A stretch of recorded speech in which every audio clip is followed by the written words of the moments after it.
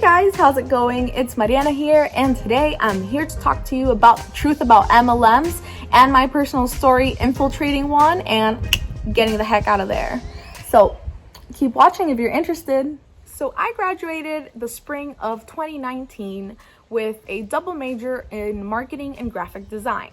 I am originally from Nicaragua and Costa Rica, and I am not a U.S. citizen, so I had applied for a work permit.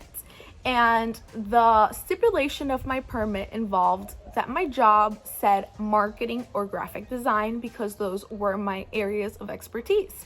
So it's called an OPT. It's an optional practical training in which you can work in your field of study. However, the stipulations are very deep in the sense that not only does it have to involve the title of what you studied, but there's a clock. So I wanted to start working as soon as my OPT started so the clock wouldn't start running and leave me without maximizing my amount of work time.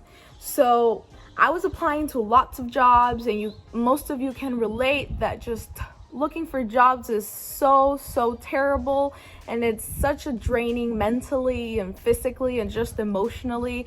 It's the worst, but it's even worse when half the postings are predatory MLMs, just trying to scheme after people that are desperate, that are young and out of college, or moms that just want an extra source of income.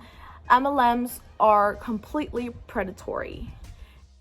So what is a MLM? An MLM is a multi-level marketing company or scheme that kind of parallels a pyramid scheme, but it manages to skirt the law and be legal by selling actual products. So there's many of them. Some sell makeup, some sell essential oils. My particular one sold DirecTV and AT&T, internet and TV services. We were a third-party wholesaler, and they get to manage and pretend they're real by selling real products.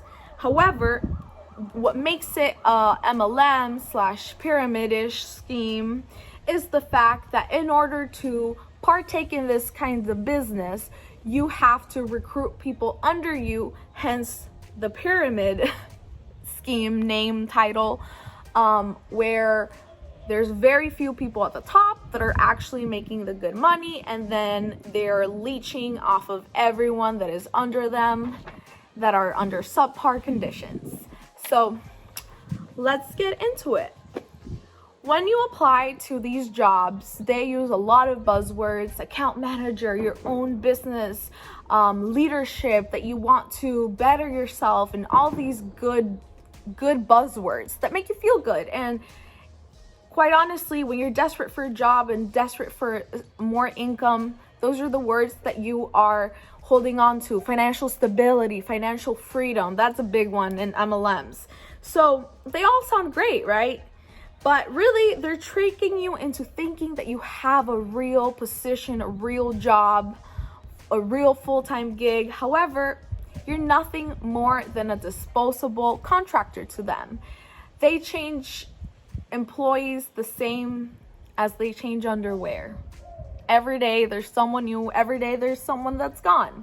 You are as disposable as a Kleenex.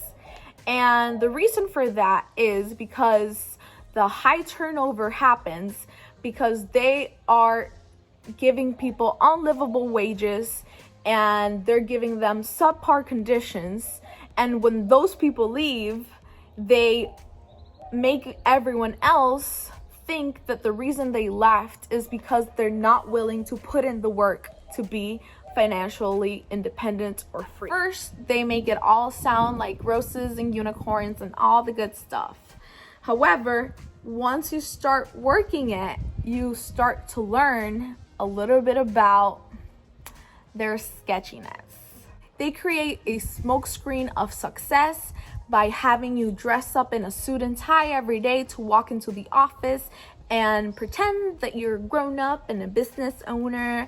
And they have this very cult-like culture at work where you're supposed to spend 24 hours of your day in life with your coworkers and managers, and basically they want you to hang out with them 24/7.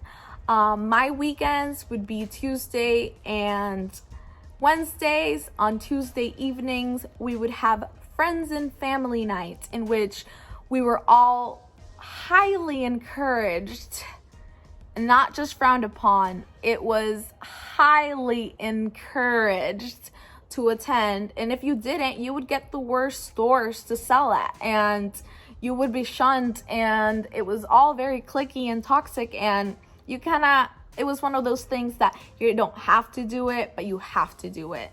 And it's all very cult-like. You go into the office and they have you do motivational chants and motivational speaking about how people are not willing to put in the work to get to a point where they're financially free, and that those people are weak-minded, and that if you go to corporate America or any corporate companies, you'll be in there for 1 billion years before you'll ever be able to be financially independent. But with this, if you just put your hard work for a little bit, you'll be able to get to the top. Guys, if something sounds too easy to be true, probably is. If you said the slightest, just not positive, slightest negative, any comment at all, then you would be followed by the thought police, just like George Orwell's 1984 book, if you've read that. Basically, they would be monitoring you to make sure that you are not spreading the negativity. They would kind of just shadow you all the time to make sure that you're being positive. If you said things like, I will try to accomplish this, which is a very healthy way of seeing things, because you can't promise that you can achieve something, but you can promise that you will try your best to do so. They would be upset by that. They would say, do you want to, or you will? And everything was monitored. It was very cult-like. Your wording had to be correct, and if it wasn't, like I said, you would be shadowed and looked very closely at. So I personally, because I was never bought into it, I would just pretend that I was like, yes, team, let's go, this is all amazing. But I was just terrified to lose my job and then lose my visa and getting sent home. So anyway, they would just call anyone that did not see things the way they did lazy. These companies give you impossible quotas that you're supposed to meet during your week, and if you don't, then you have to work the weekends and work the full entire week. So you're working over 10 hours a day for 7 days a week, and you are expected to hang out with your coworkers all the time, all the freaking time, outside work, during work, all the time. So it was very much like a cult, in which we were oftentimes being told that if our family members or friends were telling us that we were spending so much time with work people and not dedicating enough time to them, that it was because they were jealous, or they wouldn't understand what it takes to be success, or that they were lazy and they don't know what it takes to make it. And it would be to the point where our Fridays were Tuesdays and Wednesdays. Those were my weekend days, and we'd go back to work on Thursdays. That was my Monday. And I was expected to go after work when I got off work, like at 8 p.m. off of Walmart. After we went to the office around noon, we'd go to Walmart, different Walmarts all around the States. And we were expected to do friends and family night, which entailed hang out with all of your coworkers. And if you had a significant other or someone that you wanted to invite, that you should, but you should hang out with your coworkers at all times. They try to isolate you from your family and loved ones by doing road trips. So you have to go with your coworkers and sleep with your coworkers and hang out with your coworkers all the time. And if you didn't, it meant that you're not putting in the work that it takes in order to move on and become financially independent. So basically, people were working from 9 to 8 p.m. and 7 days a week, and you would be shunned and looked very highly, like very, very frowned upon if you did not work your weekends. Why? Because you were lazy, you're a piece of shit that is not putting in the work. In these companies, they blatantly lie to you and they teach you to lie to your customers. The environment completely toxic and very, very cliquey. If you didn't want to participate in all these road trips and all these little get-togethers with your coworkers, then you would be considered lazy and ostracized, and you would get the worst stores, get sent to the worst stores, and basically get the least amount of support because you're not fully bought in. They want to brainwash you into believing that everyone else is out to get you for being in an MLM, and that they're just lazy and they just don't get it. They don't get why you would want to put in that much work. But really, the problem with this is that all of the employees are living on livable wages, barely making rent, barely paying their bills and getting by. Most of my coworkers had to live, guess where? At my boss's house. My trainer that was supposed to be super successful, not only was he such a sleazy man that multiple times I caught him trying to sell my clients or his clients internet that could not even run in their place, or if they just wanted the basics, they would try to outsell them the biggest package and just straight up rip people off just to make their quotas. They have absolutely no care in the world for these people. And when I was in this company, at least the way I try to feel better about myself was that I felt that I was looking out for these people by telling them the honest truth, like, hey, if you get this one, it's cheaper and you get exactly what you want. Or, hey, it's just you don't need 1,000 megs of internet. No, you don't. You just get the cheaper one. And I just try to help people out that way, because I would constantly see my coworkers just going out for blood and not caring about people, not caring about the customer, just trying to get that money, trying to get that quota. And the most predatory part about these businesses is the fact that you cannot proceed if you do not recruit other people that are also desperate, also naive, also in need of money. So in order to go up in these companies, you need to recruit multiple people and train them. This is not a selling company. This is a recruiting company. And that's one of the biggest red flags that you're in an MLM, because you have to recruit in order to get better. People at the bottom basically make no money at all, with the top people at the company making the most amount of money.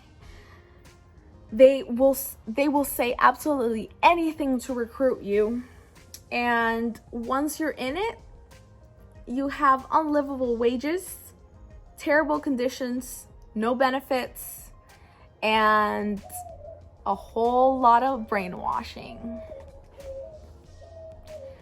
So what happens once you start building your team? Well, once you are a trainer or a manager to be, or whatever title they give you, the goal is to have enough people under you to build your own business. The reason why they do this is because the big umbrella company that owns the MLM, which is called CYDOR, OS Max, Smart Circle, Innovage, Garden, they have so many names. Why? Because they're that sketchy that they've had to change it so many times, because otherwise they would go out of business. And the reason why they have these little owners is because they are actually subsidiaries of this big umbrella MLM corp, which is CYDOR. And when they get sued, because they get sued very often because of the unlivable wages and the unlivable situation of these jobs, then they get to throw under the table, under the bus, those subsidiaries that are young people in their 20s thinking that they are their own business owners, but really they're just following what corporate says, which is CYDOR. And one of the wildest things about working this is that once you start, like a week after you start, they give you a meeting. They do a meeting to explain why they are not an MLM. Isn't that what an MLM would say? That's literally what I said. No one laughed. When I realized no one laughed, I was like, oh shit. So once you become an owner, you're basically just an office manager that needs a recruiter, because your job is to recruit the most amount of people so you can make some sort of a wage. And the more people you have under you, the more money you make. So basically, you have a lot of people living on unlivable wages under you. And all of these people are spending all of their time, day and night, working hard because they think that they will be able to get to that one top percent. But it's very few people that actually get there. And the people that get there, to be honest, are sleazy and dirty and don't care about people. And I honestly wouldn't even want to be there. No one should want to be there, because they are rude people that are taking advantage of people that are just desperate for making a living. The reason why CYDOR has changed its name so many times and it needs so many subsidiaries is because they get sued all the time for just taking people's pay, not giving them a livable wage, stealing their commissions, and just giving them the worst conditions without benefit whatsoever. The point of this video was just to say that MLMs are quite predatory, and they go after the weak, they go after the desperate, they go after the naive and the young. And it is really sad how many good people are being brainwashed all the time into entering these MLMs that at the end of the day only make the richer rich and the poor poor. And they give you false promises, freedom of finance, and just so many good stuff that you're never gonna actually reach, and it just isn't fair. And I think that it's important to spread the word of why this is so bad. Thankfully, I was able to find a different job that was actually the best thing that ever happened to me. They have great values.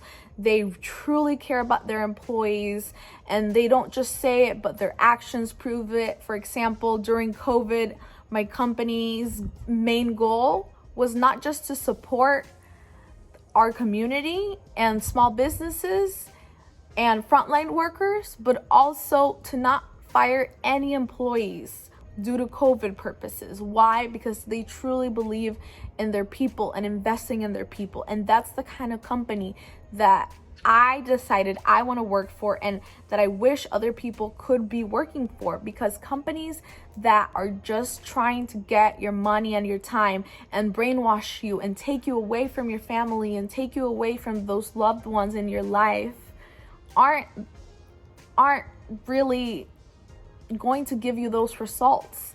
And I know many people partake in MLMs, and many people may get offended by this, and I'm not trying to offend anyone, but I am telling everyone to just look out, because for me it was completely toxic, and I had to live my everyday life just pretending I was the happiest employee so I wouldn't get fired and I could just make it. I absolutely never recruited anyone. I would even tell people like, oh, this is not good. I'm just here for a little bit. I'm hanging through, but this is not good.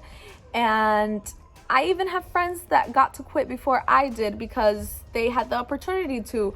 And as soon as he left or they left, they would start saying, literally calling them the Black Plague, because they were negative and they couldn't put in the work and they were lazy and they were a bad apple and they just wouldn't put the work to make their dreams of being financially independent happen. But no, these guys are just here to take your time, to take your money, to take your energy, to brainwash you and screw you over for their own benefit. And I don't even have necessarily bad feelings towards the business owner that I worked for. I actually feel kind of bad for him because he believes them and he believes that he can help people, and he even has his employees living at his house because he doesn't want them to go hungry. But not all MLM owners are like that. And to me, I just feel like the top 1% of CYDOR are taking advantage of my business owner, boss person, and then everyone within is just slaves for the top of that peak, and it just sucks. And that was my experience at an MLM. I was able to skirt right out as soon as I could. I was there for a couple months, around 6 months or so, or a little bit less. And yeah. So if you're in one, just good luck. I hope that you can get out.